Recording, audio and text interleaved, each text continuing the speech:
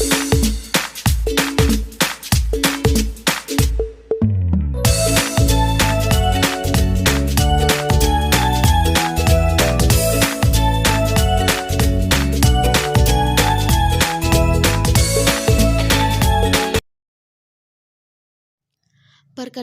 nama saya Krisdayanti Pamula, Stambuk A241919092. Saya dari kelas B, Program Studi Pendidikan Fisika.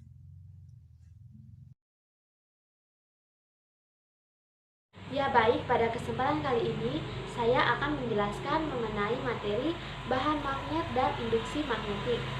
Ya baik, pada saat ini yang pertama saya akan menjelaskan mengenai bahan magnet. Nah, seperti yang kita ketahui bahwa bahan magnet merupakan suatu bahan yang memiliki sifat kemagnetan pada setiap komponen pembentuknya.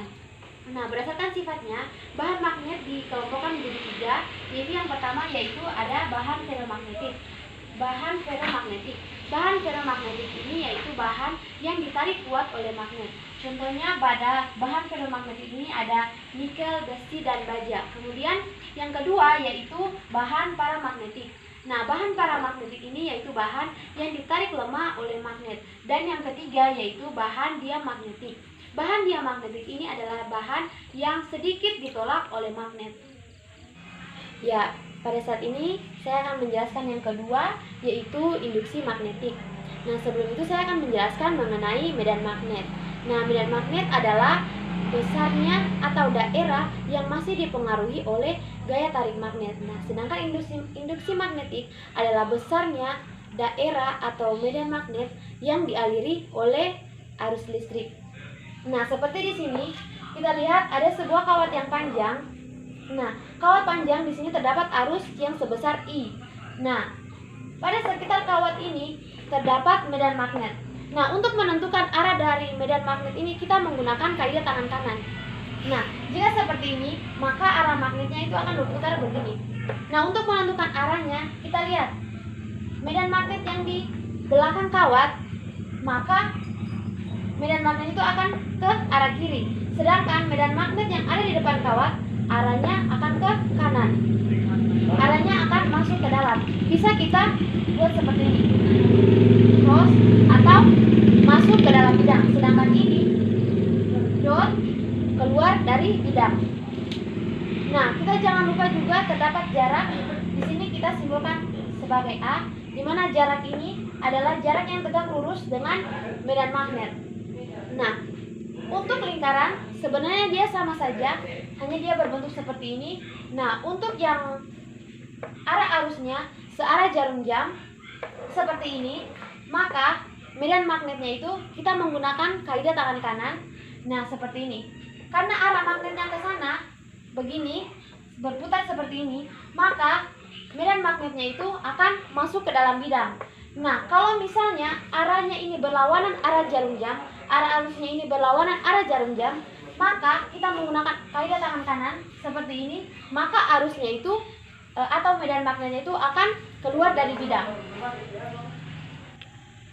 Nah, yang pertama di sini kita akan mempelajari tentang kawat lurus. Nah, misalkan di sini ada sebuah kawat lurus. Nah, ini adalah arusnya. Arusnya itu ke sana atau ke kanan. Nah, kita misalkan ini adalah medan magnet. Nah, untuk menentukan arah dari medan magnetnya kita tetap menggunakan kaidah tangan kanan. Nah, jika arah arusnya ke sana, maka medan magnetnya akan seperti ini, akan masuk ke dalam. Ini adalah simbol bahwa medan magnetnya ini masuk ke dalam. Nah, berapa besarnya? Untuk menentukan besarnya kita akan menarik garis. Kita tarik garis dari sini ke sini dan dari sini ke sini. Maka kita akan dapatkan sudut alfa dan juga sudut beta. Nah, jangan lupa di sini ada jarak yang tegak lurus dengan medan magnet di titik B ini. Nah, kita dapat tuliskan seperti ini. Besar medan magnet yang ada di titik P sama dengan mu 0I per 4 pi A dikali cos alfa ditambah cos beta. Nah, bagaimana jika panjang kawatnya ini tak terhingga atau kawatnya ini sangat panjang? Nah, maka jika kita tarik seperti ini, maka sudut ini akan semakin mendekati 0. Begitupun dengan sudut ini, dia akan semakin mendekati 0. Maka di sini cos 0 ditambah cos 0 sama dengan 1 ditambah 1. Sehingga kita peroleh di sini besarnya nilai medan magnet di titik P untuk kawat yang panjangnya tak hingga sama dengan mu0I per 2pi dikali A. Nah, di sini ada keterangan di mana B itu merupakan besar medan magnet, kemudian I merupakan arus listrik, A adalah jarak titik ke kawat, dan mu0 merupakan suatu permeabilitas magnet. Ya, kemudian di sini saya akan menjelaskan yang kedua, yaitu kawat melingkar. Nah, di sini ada gambar kawat melingkar yang tampak dari samping. Di sini ada titik pusatnya, dan di sini ada A atau jarak terpendek ataupun jarak yang tegak lurus dengan titik pusat. Nah, di sini ada arus yang arahnya ke sana sebesar I. Nah, namun yang sering ditanyakan itu adalah jarak yang ada di titik ini, di titik P. Sehingga bisa kita tarik garis seperti ini, maka dia akan membentuk sudut theta. Sehingga bisa kita tuliskan bahwa besarnya medan magnet yang ada di titik P sama dengan mu0I per 2A sin pangkat 3 theta dikali N. Namun bagaimana jika yang ditanyakan adalah besarnya medan magnet yang ada di titik pusat? Nah, sehingga jika kita tarik garis seperti ini, maka dia akan semakin membentuk sudut 90 derajat. Nah, bisa kita tuliskan begini. Besarnya medan magnet di titik P sama dengan mu0I per 2A. Nah, sin 90 sama dengan 1 pangkat 3 sama dengan 1 tidak perlu kita tuliskan, tinggal kita tulis dikali N. N adalah besarnya lingkaran ini. Nah, yang ketiga ada solenoida. Nah, untuk solenoida terdapat dua medan magnet di pusat dan juga di ujung-ujung kumparan. Kemudian juga terdapat panjang atau L. Nah, untuk menentukan besarnya medan magnet yang ada di pusat, kita menggunakan rumus besar medan magnet di titik pusat, yaitu mu0I per L dikali N atau besarnya kumparan. Jadi kalau misalnya kumparannya ada 500, jadi kita tulis di sini N sama dengan 500. Nah, untuk menentukan besarnya medan magnet di ujung-ujung kumparan, kita bisa tuliskan B ujung sama dengan mu0I per 2L dikali N. Jadi, karena di sini dia mempunyai dua ujung, jadi kita tuliskan 2L.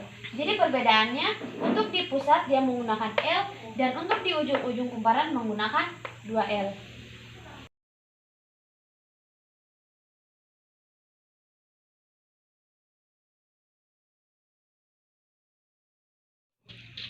Ya, kemudian yang ketiga di sini ada solenoida.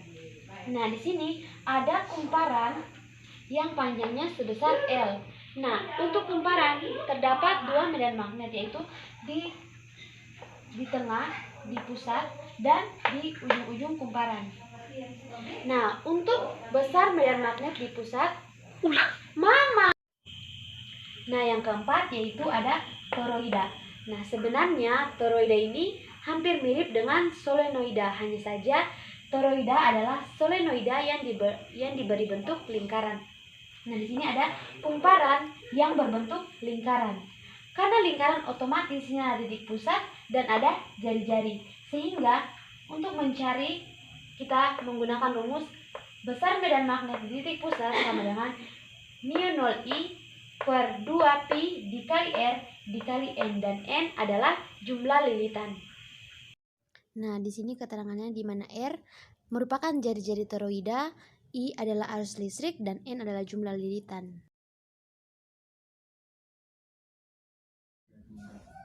Nah, di sini ada soal, seutas kawat dialiri arus listrik I sama dengan 2A seperti gambar berikut. Tentukan A kuat medan magnet di titik P dan B arah medan magnet di titik P. Pertama diketahui I sama dengan 2 ampere dan A atau jarak dari kawat ke titik P yaitu 2 meter. Kita mengerjakan yang bagian A dulu, yaitu besar medan magnet di titik P sama dengan mu0I per 2 pi A.